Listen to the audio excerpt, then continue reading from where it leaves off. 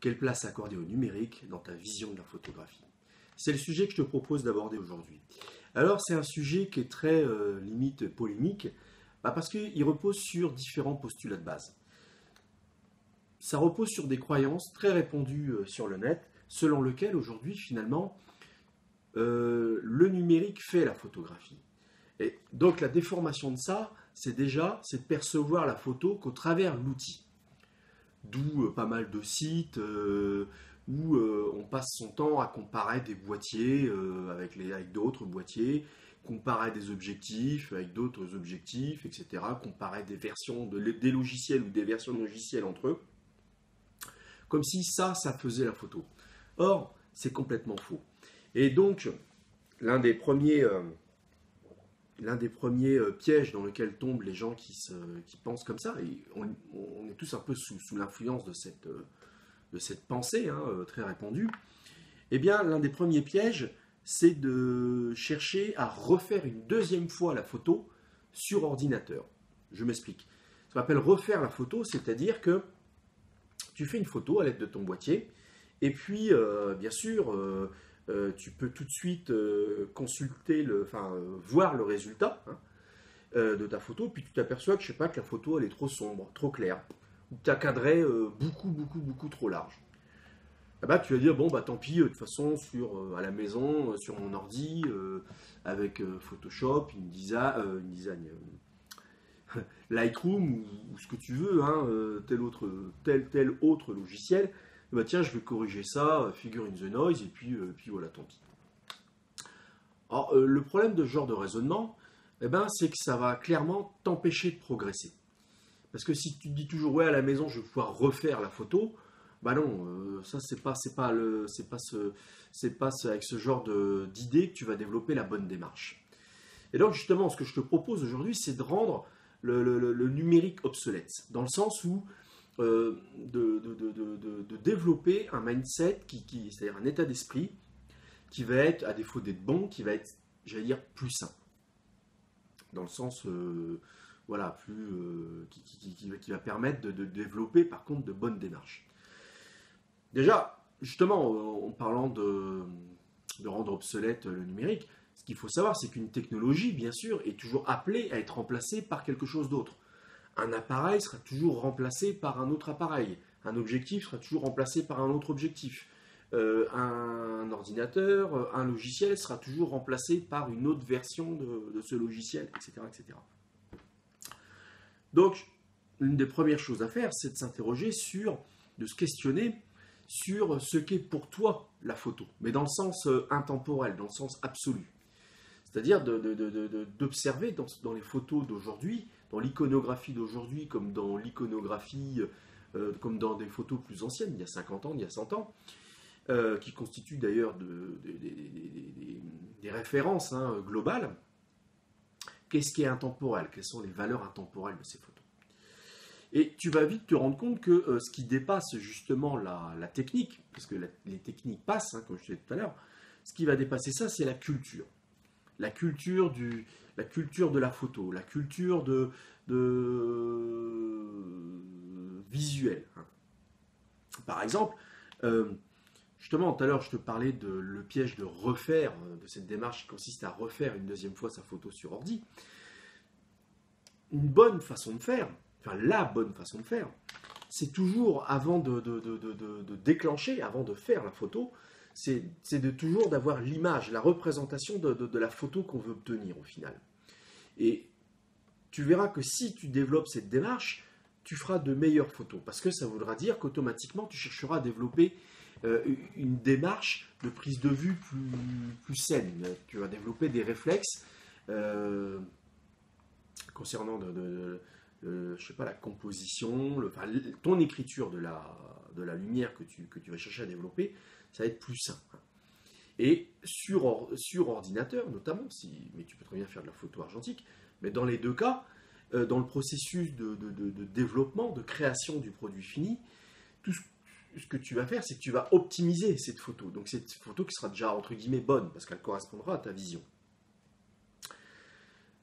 Donc finalement, ce que je peux dire, c'est que donc la culture, elle précède la technique, hein.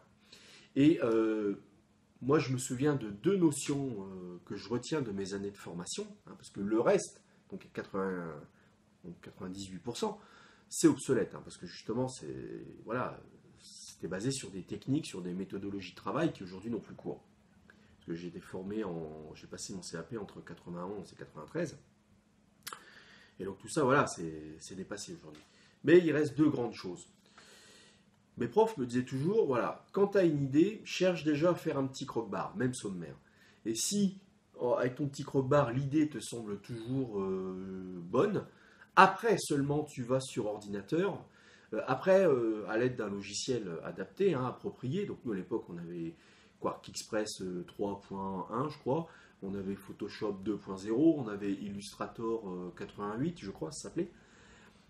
Et après, tu vas sur ordinateur matérialiser, enfin exécuter ton idée. Et cette réflexion-là, ça rejoint une remarque que je t'avais déjà faite au sujet de quelle marque d'appareil photo choisir. Je disais à un moment donné que la meilleure marque d'appareil photo, c'est toi. C'est-à-dire ton meilleur appareil photo, c'est ton mental. D'où l'importance de développer sa culture avant même sa technique en fait. Parce que ton appareil photo, c'est ton esprit en fait. Ton meilleur appareil photo, c'est ton esprit. Et tu peux switcher d'appareil photo à un autre. Comme je te disais récemment, moi bien sûr, depuis que je suis dans la photo, j'ai enrichi, j'ai fait évoluer mon matériel, hein. J'ai changé de boîtier au fur et à mesure du temps. Mais si d'un côté, le boîtier que j'ai aujourd'hui, le Pentax K1, est plus performant, permet plus de choses que le premier boîtier numérique que j'avais, donc le Pentax Start DL. Mais d'un autre côté, les photos que je fais aujourd'hui, j'aurais très bien pu les faire à l'époque. Bon, on est d'accord qu'entre-temps, bien sûr, mon regard, ma culture a évolué. Mais j'allais dire, d'un point de vue strictement technique, il n'y a rien qui empêchait à l'époque de faire les mêmes photos qu'aujourd'hui, tu vois, justement. Quand bien même les appareils avaient des caractéristiques différentes, justement. C'est là où je voulais en venir.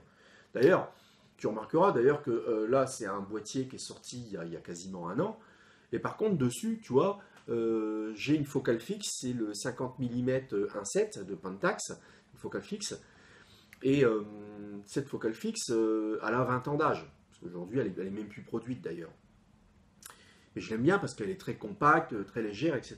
Et d'ailleurs, Pentax prévoit de ressortir une focale fixe 50 mm ouverture 1.4. Bah alors, eux, ils nous promettent un bousin qui va être grand comme ça, tu sais, grand comme ça, et puis qui va peser 1 kg. Alors moi, ça ne m'arrange pas vraiment, tu vois, déjà, avec ce boîtier qui pèse 1 kg, ça ne m'intéresse pas. Donc je préfère rester avec ma petite focale fixe qui date d'il y a 20 ans, tu vois.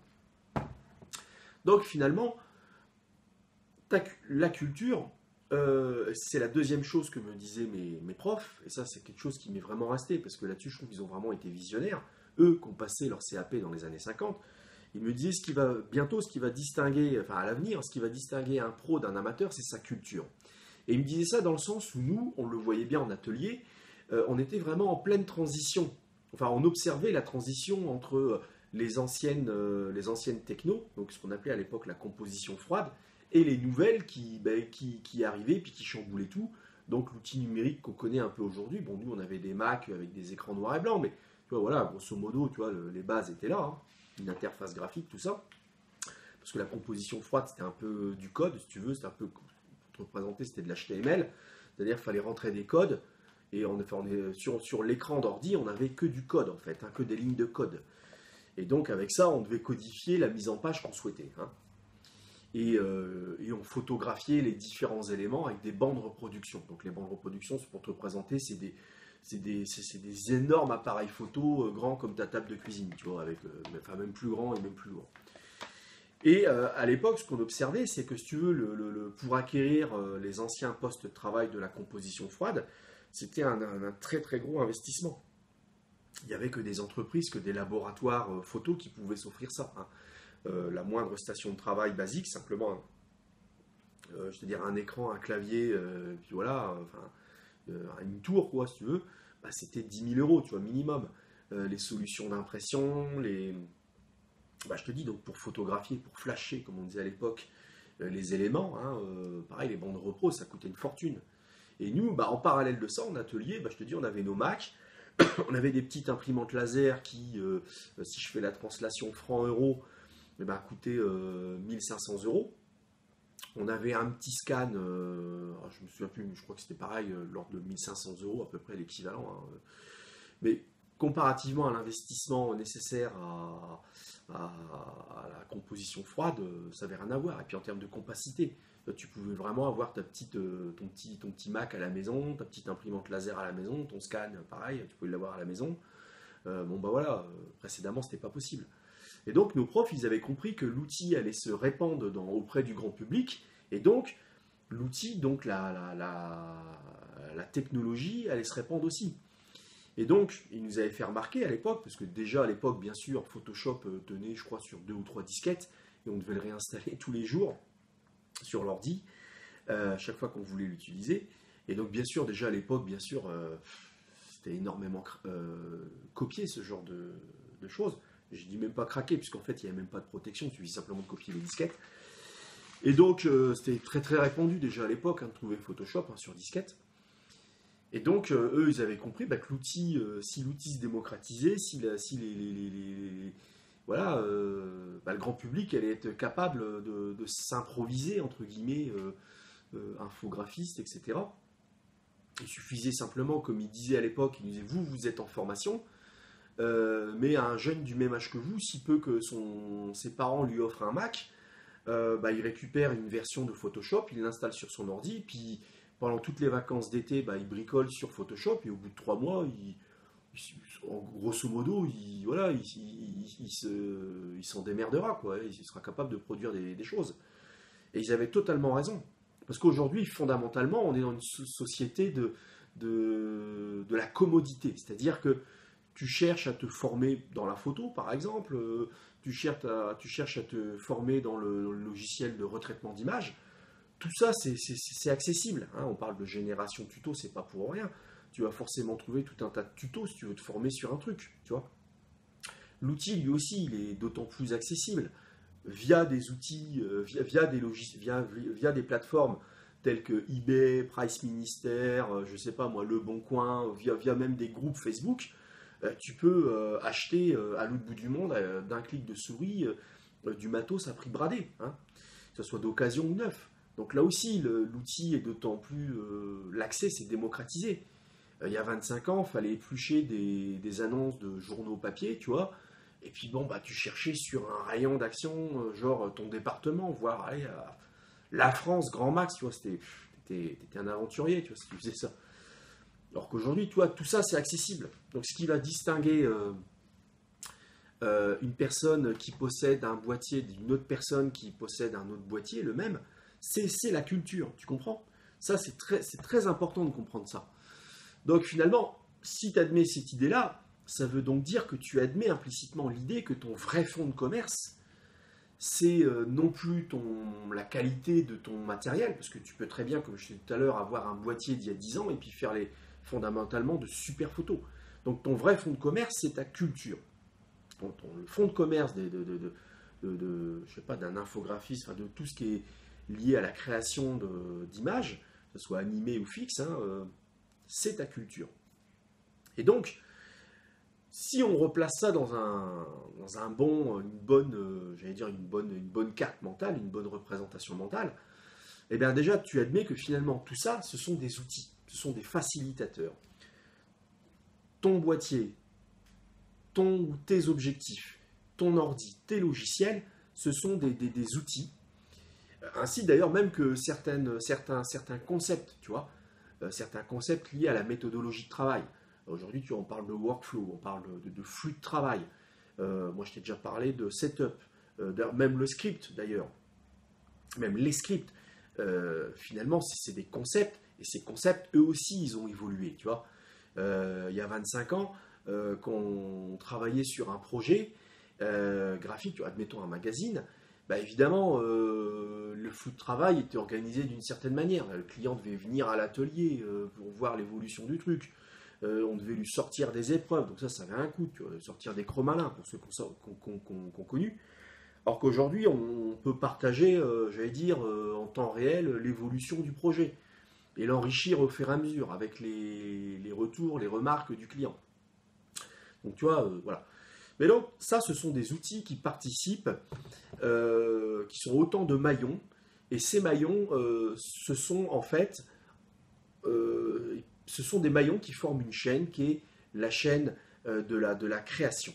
Tu vois, par exemple, dans les industries graphiques, on parle de la chaîne graphique. Et bien là, nous, dans la chaîne de l'image, on parle de maillons de la création. Hein. Et donc, par exemple, pour revenir sur la culture, ça va être un maillon qui va être bien sûr très en amont du process. Hein. Et tout en aval, tu vas avoir les moyens d'impression, entre autres, qui vont te permettre de produire le produit fini. Hein. Donc justement, aujourd'hui, créer, c'est finalement, comment dirais-je, maîtriser la distance qui sépare ton idée du produit fini. Et c'est là où, pour le coup, il faut replacer l'outil numérique dans, comment dirais-je, à sa juste place. L'outil numérique permet des choses différentes que permettait l'outil analogique, enfin les outils de production analogiques. L'outil numérique, pour le coup, le gros avantage, c'est que ce sont des outils qui t'offrent un raccourci, qui réduisent la distance, cette fameuse distance entre ton idée et la création du produit fini. Ça compacte tout ça. Pourquoi? Parce que tu as tout de suite des retours. Tu vois, l'avantage d'un boîtier numérique par rapport à un boîtier analogique, en termes d'apprentissage, ou voilà,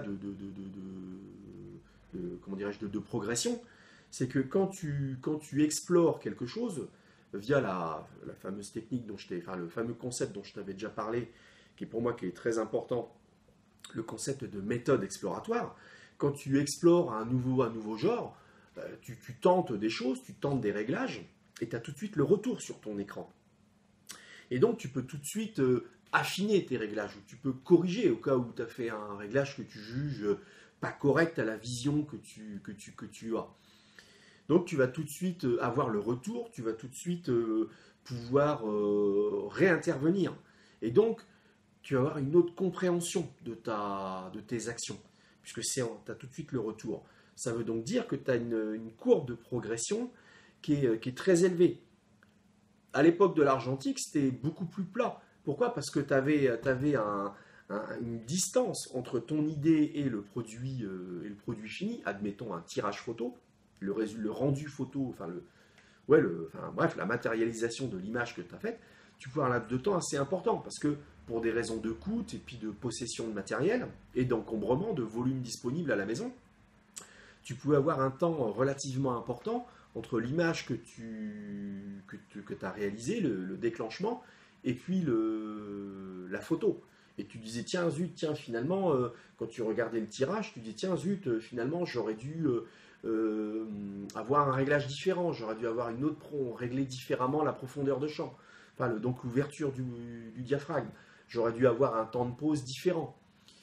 Mais quel était le temps de pause de ce tirage papier là que tu consultes? À l'époque, c'est ce qui se faisait d'ailleurs. Les gens, des fois, notaient sur une feuille de papier tous les réglages qu'ils effectuaient, justement pour comprendre ce qu'ils faisaient. Mais en attendant, comme le laps de temps était assez élevé entre la photo et puis le tirage papier, des fois, c'était impossible de corriger. Parce que, admettons que tu photographiais, je ne sais pas, un coucher de soleil, mais si tu avais le tirage papier une semaine après, bon, c'était pas évident de retourner sur les lieux pour refaire la même vue. Oui, mais voilà, la configuration avait changé. Pareil pour une fleur. La fleur, entre-temps, peut-être qu'elle avait fané. Enfin, tu comprends ce que je veux dire. Alors qu'aujourd'hui, effectivement, le numérique permet ça. Donc, tu vois, pour dire que je ne crache pas sur le numérique. Tu sais, moi, j'ai passé énormément de temps en laboratoire avec des relents de chimie divers et variés, dans des pièces éclairées, tu sais, avec une lampe rouge, là, la lumière inactylique. Moi, j'ai aucune nostalgie de ça. Moi, je pourrais faire beaucoup mieux aujourd'hui. Tu vois, bosser, sur Lightroom et puis passer 3-4 heures à l'issue d'un shooting, puis ça y est, c'est réglé. plutôt que de passer des jours là en labo, enfin, ou une journée en labo à tout sortir, tout machin, tout bidule. Tu vois. Donc voilà, la juste part du numérique, c'est ça. Mais ça ne doit pas prédominer. Tu vois, c'était ça l'idée que je voulais te transmettre aujourd'hui. Et parallèlement à ça, si tu admets que si tu réalloues la bonne place à l'outil numérique, ça veut dire aussi que tu accordes donc du coup une autre place à tout le reste, hein, justement.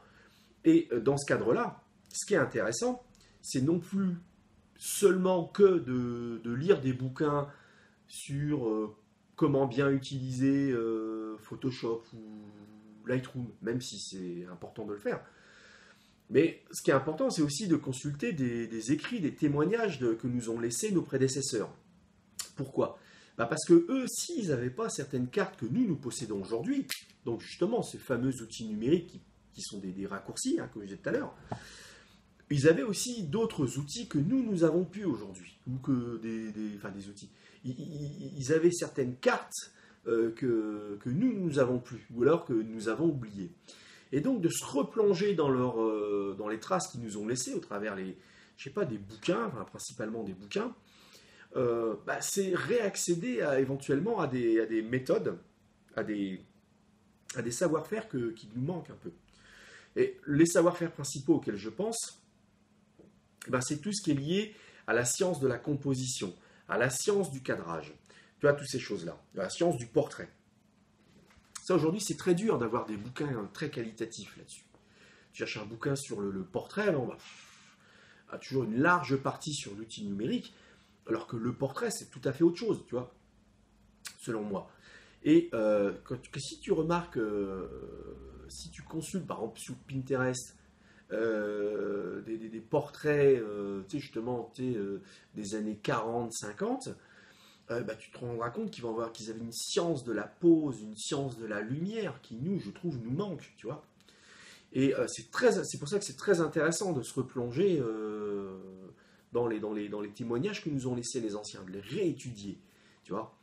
Parce que fondamentalement, et pour conclure, dans ce mindset, dans cette vision-là de la photo que tu dois cultiver, hein, dans cette représentation que tu dois te faire, en réallouant encore une fois à chacun la place qui lui convient, hein, dans laquelle il a le droit. Ce qui est important, c'est encore une fois la personne que tu deviens. C'est la personne que tu deviens en utilisant ces outils, en les expérimentant, en créant tes recettes, tu vois. À l'époque de l'argentique, tu peux, d'ailleurs, je t'invite fortement à faire des recherches sur la science du tirage photo, hein, à l'époque de l'argentique. Tu verras qu'ils avaient tout un tas de techniques, hein, pour optimiser leurs photos, corriger les contrastes, les blancs, les noirs. Tu verras qu'ils avaient tout un tas de techniques. Et puis tu pourras même faire l'analogie par rapport à ce que nous proposent les outils numériques, tu vois. Moi, je te parlais tout à l'heure, quand j'étais en formation, on avait Photoshop 2.0. Nous, c'était assez facile, puisque c'était l'exacte transposition des techniques de typomontage, des techniques de monteur, tu sais, avec des calques, voilà. Photoshop, ça a vraiment été fait pour les typomonteurs à la base, et certainement pas pour les photographes, d'ailleurs. C'est d'ailleurs pour ça que Adobe, après, a développé Lightroom. Le vrai nom de Lightroom, c'est Adobe Photoshop Lightroom. C'est pas pour rien, parce que là, ils ont développé un outil spécifique pour les photographes. Enfin donc, ce qui est important, c'est la personne que tu deviens en maniant tous ces outils, en maniant tous ces concepts, en développant ta culture, en cultivant ton regard. C'est ça qui est important. Et donc, ton but, toi, ça doit être de développer tes astuces, tes recettes, tes savoir-faire. Mais tu dois t'affranchir de la dépendance du numérique. Non pas le rejeter, comme je disais tout à l'heure. Moi, j'ai aucune nostalgie par rapport aux techniques d'il y a 20 ans, au contraire. Mais tu dois prendre une forme de distance, te dire non, photographe, c'est pas passer son temps derrière Photoshop ou Lightroom. Un photographe, c'est quelqu'un qui fait de la photo, en fait, tout simplement, et qui cherche à développer la science de faire de la belle photo. Même si ça inclut de savoir utiliser les outils tels que Lightroom pour optimiser ces photos. Mais le vrai travail d'un photographe, c'est de cultiver son regard, c'est de savoir réaliser la photo qu'il a en tête. C'est ça son vrai métier, tu vois. Bah écoute, après cette vidéo, j'espère qu'une fois de plus, ça va permettre d'enrichir ton mindset. Et puis, bah, comme d'habitude, si cette vidéo t'a plu, tu peux liker, tu peux la partager. Et puis nous, on se dit à bientôt dans une nouvelle vidéo. Allez, salut!